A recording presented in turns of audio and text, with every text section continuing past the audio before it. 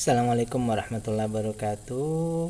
Alhamdulillah kembali lagi kita diberikan kesempatan untuk bisa bersama-sama membahas laporan keuangan yang dari perusahaan yang ada di Bursa Efek Indonesia. Laporan keuangan ini adalah triwulan 1 tahun 2024. Kali ini kita kembali lagi membahas salah satu bank 4 terbesar ya.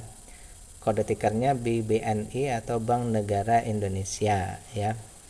Mereka sudah mengirimkan laporan keuangan, kemudian sudah di analisa oleh beberapa sekuritas dan kita mendapatkan datanya. Dari data-data itu kita olah lagi untuk sampai pada sebuah kesimpulan ya.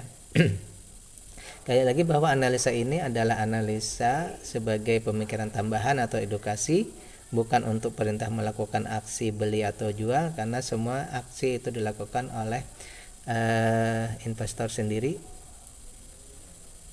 Kemudian analisa ini selalu berdasarkan kepada value investing atau angka-angka data-data yang sudah dilaporkan tadi ya.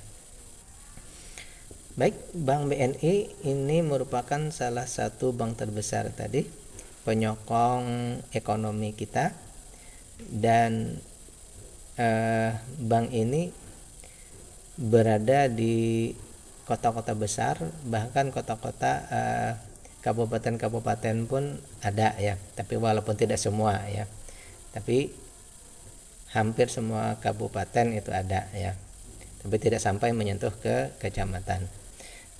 Kemudian mereka juga punya lini bisnis sampai ke luar negeri ya. Baik, kita cek dulu laporan keuangannya. Dari data yang sudah kita dapatkan di sini, karena ini perusahaan milik pemerintah atau BUMN, tentu saja kepemilikannya atau kepengendaliannya itu dimiliki oleh pemerintah ya. Karena itu ini tercermin dari jumlah saham non warakatnya itu hanya 40% di masyarakat ya. 40% yang bisa ditradingkan, 60%-nya itu milik pemerintah dan pemerintah tidak trading. Kita lihat dulu dari segi valuasi ya. Dari segi valuasi, perusahaan ini berdasarkan book value-nya itu berada di rentang bertumbuh wajar ya. Artinya apa? Harganya sudah sedikit di atas dari nilai bukunya ya, tapi dalam pertumbuhan yang wajar. Memang seperti itu pergerakannya, karena rata-rata bank memang seperti itu. Dan dari segi valuasi juga, dari segi valuasi ini dia berada di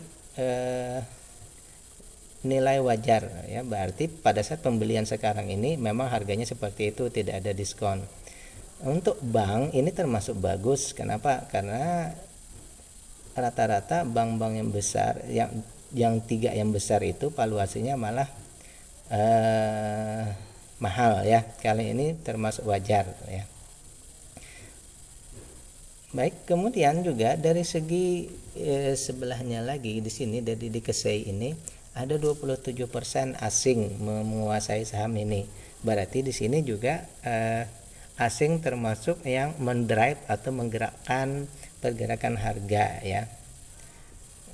Ada yang kalau mau mengejar capital gain bisa juga melihat pergerakan asing di sini. Tapi untuk investasi saham ini, secara yang kita lihat di sini bahwa dividennya itu masih sedikit di bawah dari Bank BRI, tapi di atas dari Bank BCA ya. Ini masuk kalkulasi kita bahwa masuk dalam dividennya besar ya.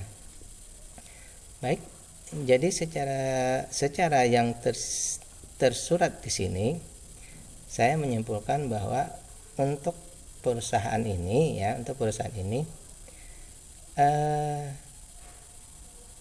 dari segi yang terbaca ini ya, kalau Anda mau istilahnya berpatokan bahwa beli di harga wajar sekarang sudah bisa ya. Tapi kalau mau lebih rendah lagi tentu menunggu di valuasi murah. Tapi untuk bank itu sangat sulit menunggu murah kecuali ada crash besar-besaran ya. Tapi siapa tahu untuk saat ini bisa dia turun lagi, karena saat ini kan sedang terjadi crash besar, termasuk crash menengah ya. Apalagi kalau perangnya masih berkelanjutan mungkin ada kemungkinan untuk turun lagi ya. Saya menyatakan bahwa untuk saham ini sebenarnya kalau kita invest sekarang bisa, tapi kalau menurut kriteria saya mungkin menunggu valuasi murah ya. Kenapa? Karena secara logika mungkin saja tidak sampai ke murah ya, tapi kalau kita berpikir untuk jangka panjang bisa saja suatu saat ada crash dan harganya turun menjadi sampai ke murah ya. Begitu. Tapi kalau Anda tidak sabar, Anda melihat dividennya sudah mencukupi, jadi bisa saja Anda beli ya, tapi mungkin saja ada penurunan harga. Tetapi kalau bagi saya pribadi cenderung bahwa saya akan menunggu valuasi menjadi murah. Tetapi kalau Anda mau sudah masuk sekarang dengan berfokus pada dividen itu silahkan ya. Tapi kalau ada turbulensi goncangan tidak apa-apa ya. Jadi itu yang dapat saya simpulkan. Sekali lagi di sini ada asing yang termasuk banyak ya, dari 40% ini 27%-nya asing yang menggerakkan. Kemudian dividennya besar, Anda bisa berpegang di situ, apalagi kalau tiap tahun makin meningkat ya. Jadi yang 5% mungkin tahun depan menjadi 6, 7 dan seterusnya. Tetapi di valuasinya ini masih wajar ya. Kalau Anda bisa bertahan silahkan beli, tapi kalau Anda tidak tahan dengan tapi kalau Anda atau kita yang menunggu kesempurnaan data, maka tunggulah di harga yang murah, di valuasi yang murah. Demikian. Assalamualaikum warahmatullahi wabarakatuh.